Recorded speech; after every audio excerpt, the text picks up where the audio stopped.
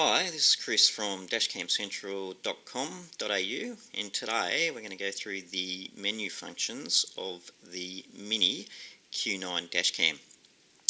This particular dashcam is a really good little unit, so it's very small and discreet, as you can see there. Mounts quite well on the windscreen. It mounts similar to your wedge-shaped cameras, so it's got a GPS unit that sits on the back, and you can mount it nice and high, close to or over your shade strip across the top of your screen, and then you've just got the actual camera piece that can poke out below your shade screen, so it's very discreet. As well as being really discreet, it's one of the few small cameras that has got the ability to turn the camera off to the left to look at the passenger side window, over to the right, look at the driver's side window. You can bring it back and look at your passengers. In fact, it will go through 330 degrees of rotation, and you've got your up-down as well. So there's certainly other dash cams that'll do that for you, but they tend to be rather large on your screen, and they use suction mounts or big bulky mounts, so they're pretty obvious cameras. So this one's got the nice, discreet, hidden look, and still got the ability to rotate left and right. It's a good feature on this camera. This particular camera as well can be powered off your cigarette lighter or off your OBD port, so it comes with both connections in the box, so you pretty much don't need to go and source a hardwire kit for parking mode. Everything you need to get you up and running with parking mode is in the box if you want to power via an OBD port. But we're just going to run through the menu functions today, and like most cameras, to get into your menu functions you do need to stop your camera recording. This is a pretty simple 3-button setup, this camera, and to stop this camera recording you just push that button in the middle and it'll stop recording.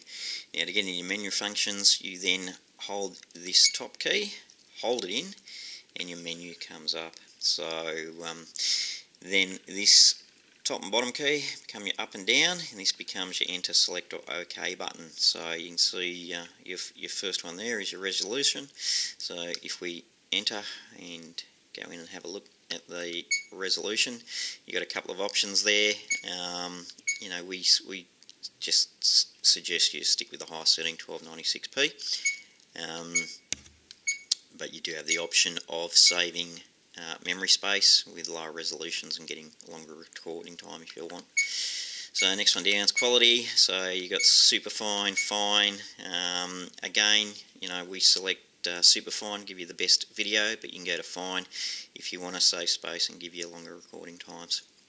So next one's recycle, so that just means loop. So basically you got the option of selecting how long your loop files are, 1 minute, 3 minutes or 5 minutes. So essentially in 5-minute setting it'll record a 5-minute segment, stop it, start a new one, and it'll continue to do that until your card's full. Then it will loop. It will basically take the oldest file, delete it, overwrite it, and start the process again.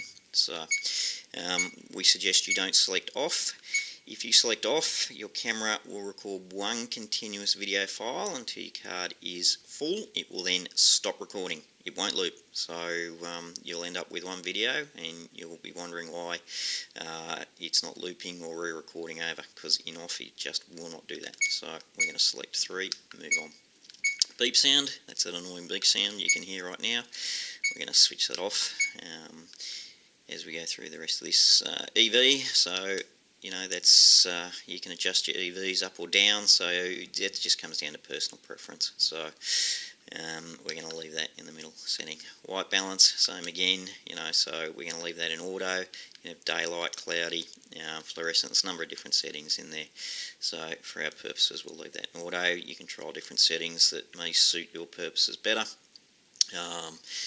but that's, again, it's just a personal preference thing. So we'll select that. ISO sensitivity, again, you've got some options in there. I suggest you leave it in auto. You can try different settings, personal choice. G-sensor, so this is when you get a knock to the car in parking mode, if somebody bumps into the car, or in driving mode if you hit a speed hump or in fact are involved in a collision. it will sense that and it will lock that file. So we suggest you set that to low. So you've got off, low, high, middle, low. In middle and high settings, you're going to get lock files over speed humps, driveway, entrance, exits. You'll get a lot of lock files and it'll soak up space on your card. Do suggest you leave that one in low. Next setting, these are, there's a couple of settings here: LDWS, lane departure warning, FC, forward collision, SAG, stop and go signals. I've never seen any brand or type of dash cam that any of these functions are really useful. I highly recommend you keep them all switched off. In my opinion, they're nice marketing features. Functionality, very, very poor. That is my opinion. So I'm going to ignore those and work through high dynamic range. Again, that just gives you good picture quality. So I would suggest you leave that on. Contrast, again, up to you. You can adjust the contrast.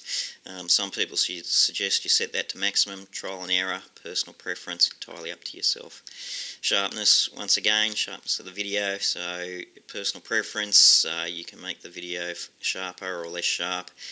Trial and error may affect the ability to detect number plates at distances and so forth. For my purposes, I'll leave it in the middle. Some people suggest higher settings for better number plate recognition. Trial and error, personal preference. I leave it where the factory leaves it. I think they do a good job out of the box. GPS stamp, so that is just whether you want your GPS data imprinted on your video. So that is your location, speed, etc.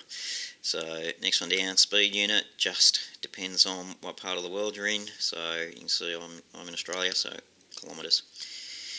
Speed stamp, that's whether you want the speed you're travelling at the time stamped on your video. You can of course have that on or off. We've got that one switched on. Date stamp, again, it's whether you want the date stamped on your video. Parking mode, okay, so if you're powering via hardwire kit, or as we suggest the OBD port to give you access to parking mode, you've got a couple of options. You can have it switched off, you can have parking mode off, you can have normal, or you can have time lapse. So we're going to leave it off, but essentially in normal, camera will not record unless it sees something moving in the les, that's a motion detect, or it feels a shock, so there's a G-shock sensor. The other option is time-lapse, so the camera will record the whole time that is parked in time-lapse mode, but it does it in a low frame rate. So essentially it takes a whole bunch of still pictures, sews them together, and records, segments. So essentially it'll record at 1 frame per second, shoots a frame every second. So when you play it back, you get this fast forward motion, but it will capture most things the whole time. And the advantage is that it uses less card space, but it will capture things leading up to an event. So if somebody's reverse parked into you, it's going to capture them as they're reversing out and coming into you. Or in shock sensor, you've got to wait for that vehicle to literally hit you and then start driving away before it's going to record a moving video. My preference is time-lapse, but again, comes down to personal preference. In this case, I'm going to leave it switched off. Driver number, that is just the opportunity to put your number plate on there. Language, got a number settings in there, so obviously I'll leave that in English. If you just want to have a look at the options for language, you can see there is in fact a large number to choose from. So English. Flicker rate, we've missed that. We'll go back, keep that in English, otherwise we're all going to be in trouble. Select that one. Flicker just depends on what part of the world you're in, as opposed to where you want that set to 50 or 60. So power off screen, so basically that just, if you have it off, your screen will be on the whole time you drive. So I prefer that, but some people find that annoying at night, or they find it a distraction. So you can have the screen literally switch off after a set time frame, after 10, 20 or 30 seconds. So I prefer to leave it off, which means your screen is actually on the whole time. So we'll just set that to off and we'll move down time zone. So this is a GPS camera, so it will pull the time in from the GPS, but you do need to make an adjustment for your local time zone. So it'll always set the GPS to GMT, Greenwich time. We're in Australia, so we're GMT plus 10. In other parts of the world you will be plus whatever. If you must make this adjustment to your local time zone, otherwise every time you switch on your camera and connect to GPS, it will reset to the incorrect time and you will continue to have the incorrect time stamped on your video. So we'll select that one. We'll move down. Power off temperature. This just protects your camera, mainly in parking mode. So you know, it's a degree setting and it's set at 80 degrees, so essentially what will happen if your camera starts to overheat, if it gets up to internal 80 degrees, it will switch off. You obviously will lose parking mode function, but it will maintain the health and longevity of your camera. It's much preferable to have it power off if it overheats rather than to overheat and essentially self-destruct or become faulty because it's become heat affected. Time setup, you can set up your time manually, but as I suggest, it's pulled in from your GPS, so you would only essentially do that if you're choosing not to use the GPS or switching the GPS off. Format, that's to format your memory card. So you know, we suggest formatting memory cards every 1 to 3 months, depending how often you are in the you drive, and that's just to clean the card up, get rid of anything that may be corrupting the card or potentially stopping the camera from recording. So just good health check to format your card every 1 to 3 months. Obviously remove any videos you want to keep because formatting the card removes all the data on it. So we're going to select no. Default settings just essentially takes you back to the factory settings, so if you've been playing around with settings like we have here today, you can go back to default settings, start again. Version, that is your firmware version. Firmware is essentially the software that runs your camera. Can be upgraded from time to time if the manufacturer makes improvements to the software or finds a bug and needs to update the firmware. That just tells you which firmware you are on. Now we are back to the start. So that is the menu functions of your Mini Q9 dashcam, and this is Chris from dashcamscentral.com.au.